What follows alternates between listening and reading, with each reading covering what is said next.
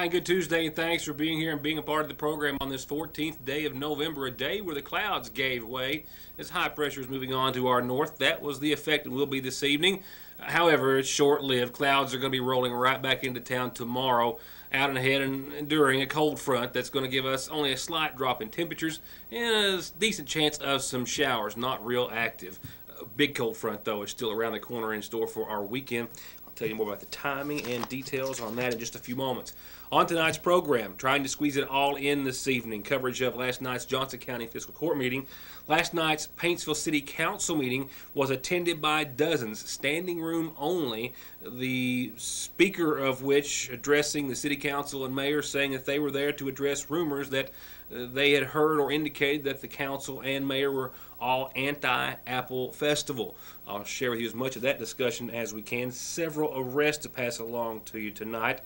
A DUI in a big truck, commercial vehicle, a trafficking charge per another traffic stop in drug-related charges, and last night a man pulled a long gun, a loaded long gun with one in the chamber at police when he opened the door after they knocked on it in an attempt to serve an arrest warrant. I'll tell you about that in much detail, as much as possible, in just a few seconds. So I've got some really great sporting news to pass along pertaining to a local athlete who's not so local anymore. But we'll get to all of that in the next half hour and a little bit more as well. With that said, one report that I want to work in real quickly before we go any further. I could have held it to our sporting news, but I'm afraid I might not get it in. This Friday night, as I've already covered, speaking with some players on the boys basketball team last week, is Maroon and White night. And Coach Scott Castle has put out an attention letter, or getter, if you will, saying that all grade school coaches, boys basketball players, and parents, well, they want you to be there. The boys team is requesting your attendance at the Maroon and White night scrimmage this Friday night. It starts at 6. So please, he says, wear your school uniform, as they would like to recognize all future Hornets and allow you the opportunity to meet this year's players. All blue and gold, black and silver, black and blue players need to wear their jerseys too. They're going to have games, of course, gift baskets, UK basketball tickets to give away, half-court shots, some great food, and absolutely a great time at Maroon and White night this Friday night. And I'll probably go through that with you again throughout the week as a reminder, and maybe include some other details as well. Before we get to our local arrest, let's go ahead right now and get to some coverage of last night's governmental meeting, starting with a brief update on last night's Johnson County Fiscal Court meeting. It was a brief meeting, therefore a brief report tonight, in which the Paintsville Johnson County Trail Team discussed a new collaboration that they are proud to be a part of. There was also an animal nuisance issue brought forth before the court by a West Van Leer resident. An update on some EMS projects and other items, as you will see, were discussed and tonight covered. After payment of the bills and some fund transfers, the fiscal court went on to accept the sheriff's tax settlement pertaining to unmined coal. And they also accepted the clerk's quarterly report, with court clerk Sally Conley Holbrook saying that her office was on track with last year's numbers at this time. Emergency Management Director Gary McClure said that he hopes to have contracts for Homeland Security grants ready for the judge's signature in the next few days. Those for projects at Flat Gap, Williamsport, and the Thelma Fire Departments. He also had an update on generator projects, saying that the pads had been poured at W.R. Castle and Redbush Station 2, and they hope to have those generators installed by the end of December. Laura Pack of Trailtown had some more good news. She was excited about the partnership that they have with the Kentucky Historical Society and the State Highway Department to refurbish all of the Johnson County historical markers. We did want to make the court aware that the District 12 Highway Department has located the Johnson County naming historical marker, and we are in the process of refurbishing that. And to ask you, sir, whether you want that placed here at this courthouse or out at the new courthouse. And Pack also told the court that they were excited to announce that they had wheels. They had purchased a vehicle and plan on offering shuttle service to Paintsville visitors starting in the spring, as well as historical and adventure tourism tours. And lastly, West Van Leer resident William Fraley came before the court asking for assistance after exhausting all attempts to come to a resolution with a neighbor that he says has livestock that has become a nuisance. One of my neighbors right across the street has brought 2 hogs in, and it's literally like within 100 foot of my front door, and they stink to high heaven. I just wish the court would be able to do something to help me get rid of them. And after some more discussion, County Attorney Mike Endicott cited a county ordinance that has been established for some time that is consistent with state law. And he noted therein that if the fiscal court finds the situation to be a public nuisance, they can take action on the matter, with the judge and court agreeing to write a letter to the neighbor instructing him to fix the situation. Coverage of members of the Apple Festival addressing the mayor and council will be right back after these messages. To get high-speed internet on their state-of-the-art fiber optic network for all of your home and business solutions, or to watch TV without a contract on over 200 digital channels with superb quality, or stay connected with family and friends with 24/7 telephone service you can always depend on, contact Foothills Broadband today. Or just click on their link to the right to find out how they're working to provide the latest in communications at affordable prices with exceptional service at Foothills Broadband. Much more than diesel specialist, Black Smoke Performance is turning out excellent auto body collision paint and repair results with free quotes and estimates on everything from insurance jobs to that ding you got in the driveway, custom lift kits, bed liners, winches and accessories, and full diagnostics and repair on anything gas or diesel, from brakes to fluid changes to major auto repair. If you want it fixed, lifted, painted, customized, or just maintained, just call on the team at Black Smoke Performance in Dixie of Sagersville, 100 May Drive, or 349-8785. They're rolling out big, beautiful truck bodies every day, the best America makes in steel and aluminum, with their largest ever local stock of angle, sheet, round, I-beam, expanded, steel, and aluminum in several different finishes for whatever you're working on.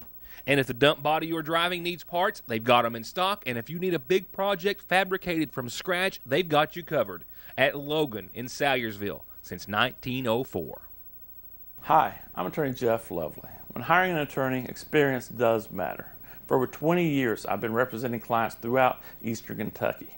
We are a full-service law firm, representing clients who've been injured in car accidents or at work, representing clients who need to file bankruptcy, representing clients who've been charged with a crime.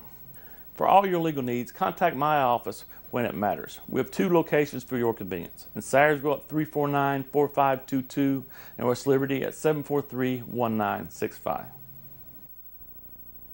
Wanting you to have a healthier life means providing access to quality, affordable health care. And to do exactly that, Hope Family Medical Center offers full dental care with Dr. Pratt and his team, a pediatrician team of 3 doctors and nurses and moms, complete health care by family physician Dr. Kelly Pratt and nurse practitioners Mildred Sizemore, Gail Faria, Shannon Conley, and Heather Blair. Behavioral health services with Kimberly Davis, with in-house lab testing and results, in-house x-ray and pharmacy, and all the caring, knowledge, and experience that these medical professionals represent at Hope Family Medical Center. A tire more than 25% low, about 8 pounds, makes you 3 times more likely, and worn-out tires 11 times more likely to be in a tire-related crash. Don't take your or their safety for granted. Come in for a free inspection, 6 months, no-interest financing, the best price and best selection at Conley Tire in Staffordsville. Last night's Paintsville City Council meeting, where a big portion of the meeting last night centered around the biggest event that happens in Paintsville and Johnson County, the annual Apple Festival, with Miss Pat Patton speaking on behalf, she said, of a standing room only crowd last night made up of Apple Festival vendors, of board members, and others, with Patton saying that she was there, as were the rest of her party, to address rumors that Mayor Runyon was, quote, anti-Apple Festival, and that as a group or group as a whole, the city council was not supportive of the Apple Festival. This comes after recent discussion in Paintsville City Council meetings where they were addressing an ordinance pertaining to the Apple Festival or Apple Festival Committee. We as a council have never, ever discussed changing the vendor ordinance, nor will we ever discuss that. We as a council are not anti-Apple Day, nor will we ever be.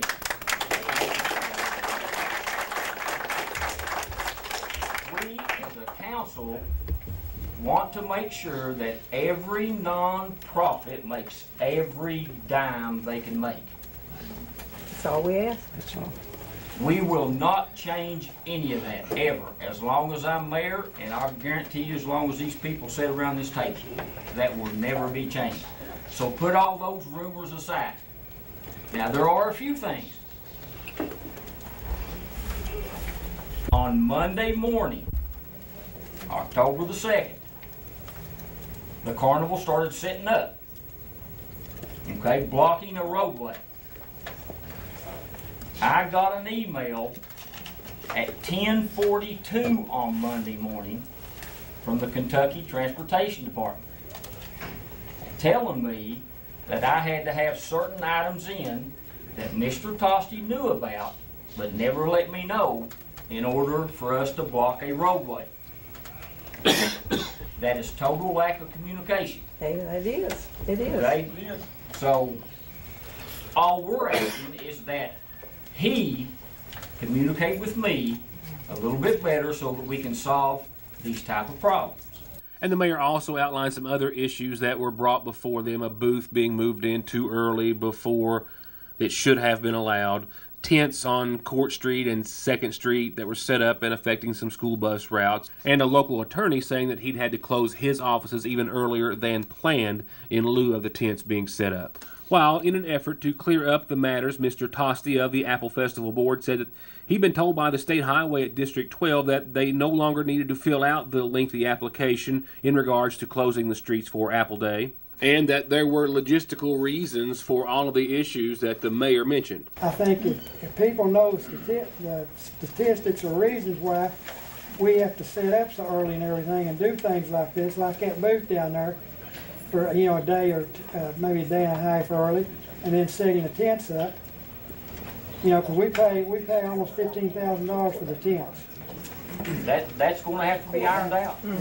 I mean, it's got to be fixed. I'm sorry, but it's got to be fixed. In the end, and after much more discussion, it appeared as though everyone came to an understanding and were happy with the outcome and the realization that improvements could be made. Moving on, the council approved a new policy, whereas anyone who wishes to have something put on the agenda must come to City Hall before noon on the Thursday before the next Monday's meeting to do so. They went on to approve departmental reports, payment of the bills. They advertised for bids on a surplus street sweeper that they need to get rid of that no longer functions. They went back to the opening of bids last meeting, in which they opened bids for asphalt for Main Street, but since they have learned that that company they gave the bid to is not state certified, so they've tabled the issue for now. There was a motion made and approved to make all change orders pertaining to the multi-million-dollar I&I project go before both Utilities Manager Bob Pack and the Mayor.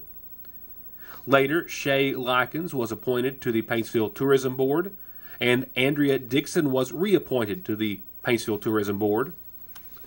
And in one of their last items of business, following a motion by Sean Thompson, a vote to approve the appointment of Roger Belcher to fill the vacancy left behind by the passing of former City Councilman Jim Meek.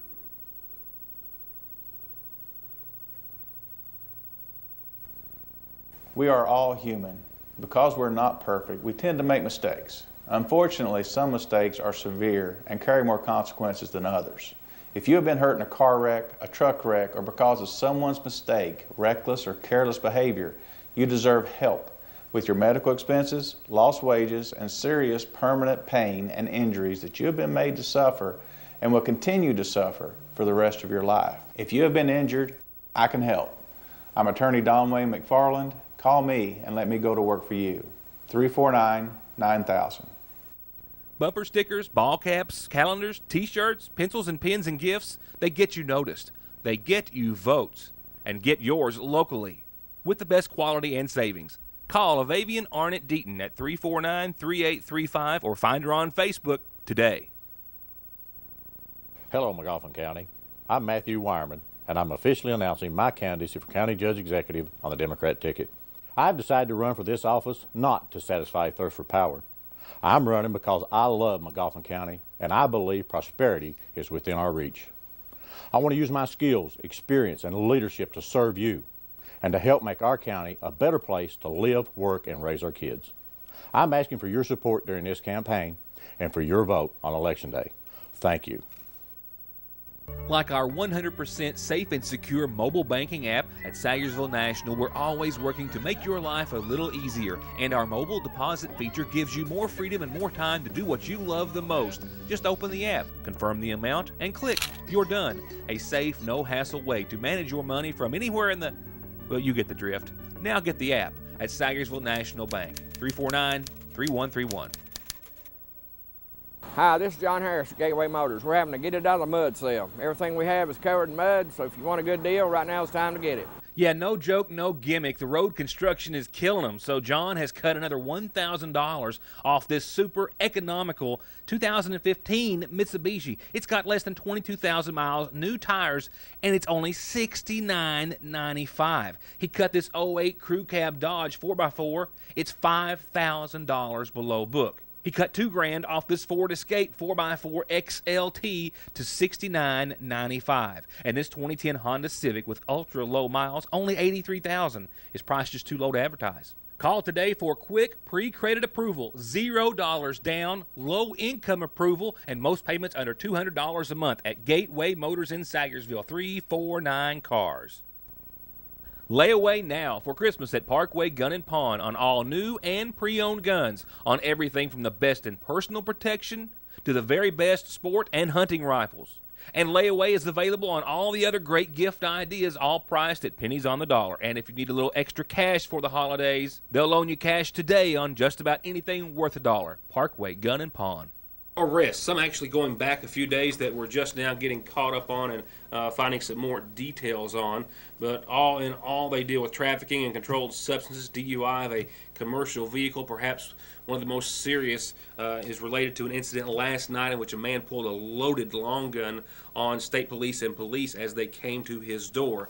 Now, I want to also stress that I had to be in Moorhead this evening for an event that Lacey's sorority has been, I almost said fraternity, sorority has been practicing for since basically she started college. So I didn't have time to speak with local officers on this, but I do have a great deal of detail about that and all the other before mentioned cases. But we'll go back to a man who was reportedly under the influence while driving a commercial vehicle through Sayersville in the past couple of days, and that's where we'll start.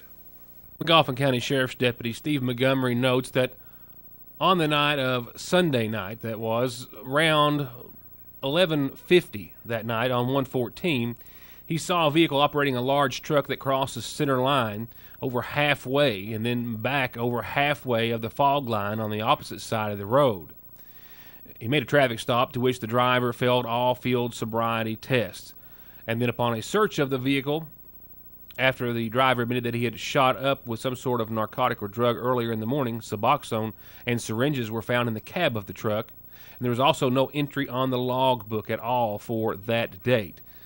Thus, this man, Billy Johnson, 29, of Mousy, Kentucky, was charged with violation of the FMCSA Part 395, of course, that deals with hours traveled in regards to commercial or CDL drivers, driving under the influence, possession of a controlled substance in the second degree, and possession of drug paraphernalia. Going back to Friday night, just about 7:30 on Falcon Road, McGoffin County Sheriff's Deputy Brian Tipson says that he got behind the vehicle and saw the vehicle cross the yellow line into the oncoming lane, and after making a traffic stop, he asked the man behind the wheel to give him an insurance card, for which he gave him an insurance card for another vehicle. The deputy also notes that the license plate on the registration tag number on the registration paper didn't match the actual tag on the vehicle, and the officer actually called the insurance company, and they verified that there was no insurance on said vehicle that Danny Joe McFarland was driving. The deputy notes that he saw a leather bag in the floor between the legs of the subject and asked if there were any weapons inside, to which he said no. But upon opening the bag to find out what was in, he saw a pill bottle that was unmarked, and inside were 4 different kinds of pills, some of them in small Ziploc bags, 20 hydrocodone, 6 Suboxone, and the list goes on. The subject stated the pills were in the bags because that's how you purchase them on the street. After asking the driver to get out of the vehicle and asking if there was anything else, he said there was a small bag of marijuana in the armrest, and he found that as well as a pack of rolling papers. Also in the leather bag, 3 more bags of marijuana in the side pocket. All in all, McFarland was charged with reckless driving, improper registration plate, failure to maintain insurance, and trafficking in drugs in the first degree. Last night, Sagersville City Police Officer Jeremy Watson was patrolling on the Mountain Parkway. Something the Sagersville Police Department tells me, in lieu of this report, they're doing quite heavily now in regards to the construction. Folks violating the speed limits and stop signs, and he's warning everyone that especially with the holidays, it's going to continue to be much more patrolled. Nevertheless, last night he noticed a passenger vehicle pass a 10-wheel dump truck on a double yellow line. And after making a traffic stop, there was an older gentleman behind the wheel and 4 other individuals. One of those was 42-year-old Michelle Hall of McDowell, Kentucky, who after questioning was found to be in possession of 1 needle that was loaded with some sort of drug, 1 with some residue, also 5 different types of prescription pills. She was charged with possession of a controlled substance in the second, possession of a legend drug, drugs in their improper container, and possession of drug paraphernalia before being taken to the Big Sandy Regional Detention Center. And last night, right around 8 o'clock, Kentucky State Police Trooper Dustin Thompson notes in his arrest citation that he and McGoffin County Sheriff's Deputy Brian Tipton went to a residence on Little Pricey here in McGoffin County and went to the residence of a Jason Gerald with knowledge that he had an active arrest warrant in his name. And police, before going, actually were made aware of the fact, or knew by history, that he possibly could try to flee the residence and law enforcement once they were seen. So both officers parked, they say, at the end of his driveway and then walked up to the home. Once they approached the residence,